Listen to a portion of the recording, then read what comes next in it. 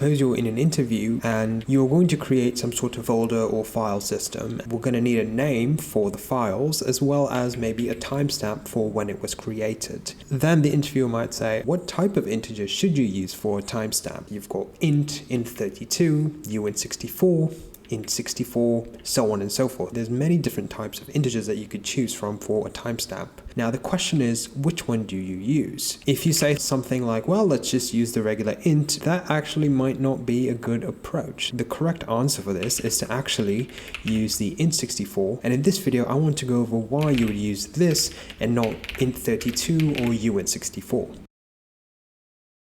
Let's talk about int32. The first thing that you should know is the size that the int32 allows you to hold. If we were measuring the time in seconds, int32 would actually run out of timestamps in the year 2038. Now, I didn't know that until I was looking into this, but apparently it's going to be in January 19th, 2038 is when the integer would essentially overflow if you used int32. Can you take a guess at how long int64 is going to be? Well, it turns out int64 is going to be about 290 billion years. So you're going to want to use this because using int32, you're going to run into the problem that many systems did in the 1990s with the Y2K bug. Now, if you're not familiar with what the Y2K bug is, it's essentially when dates went from 1999 to 2000. Back in the day, people would save dates in two integers, and so people were very afraid of what would happen when the year turned to 2000. So they essentially spent approximately 300 to 600 billion to update legacy systems to make sure that this bug does not happen. And if we were to use int32, we would have a very similar situation that we would have to fix on January 19th, 2038. So for this reason, you would obviously have to choose between uint64 and int64.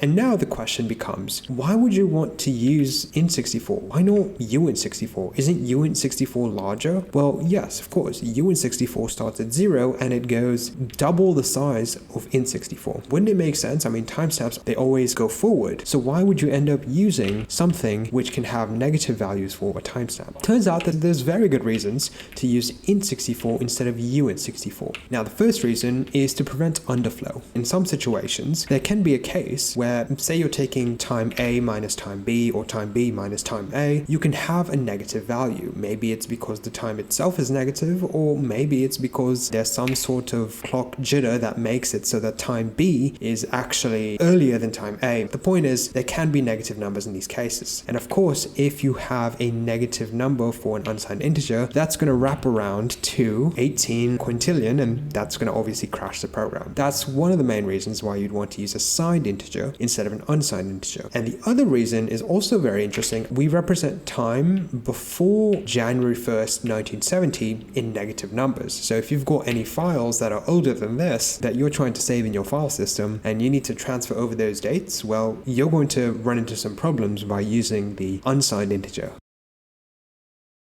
So in summary, the reason you want to use int64, there's three reasons. First is, well, you want to give signal to your interviewer that you know what you're talking about, so don't just say int. Well, you've got to use int64 because int32, well, that's going to run out real quick. It's going to run out in 2038. And maybe some of you are watching this video in 2038 and you might be thinking, good thing this person told me to use int64. And of course, you also want to maybe hint at the fact that dates can be historical, so anything below 1970, it's not going to work if you use an unsigned integer for a timestamp that comes in before 1970, or there's some random clock jitter and you're trying to subtract some times and you see a negative value. That's going to also mess up your program. So for those three reasons, you're going to want to use int64 for your timestamps. And yeah, I thought that was very interesting. It's not something that you always think about. If you're programming in JavaScript, you just say let timestamp equal, date time. You don't have to think about types or something like that. But when it comes to programming in C++, being intentional about which value you use for timestamp is actually going to be important. And I'm going to be honest with you guys, I have been asked similar types of questions before, so I just want to bring this out to light in that previously I would actually just say int timestamp, right? I didn't know the answer to this, but after learning more and more about it, I realized there's actually a correct answer to what you should set your timestamp to, and it's int64. And yeah, that's all I've got for this video. If you enjoyed it, hit the like button and consider subscribing for more C++ deep dives just like this. Thanks for watching, and I'll catch you guys next time.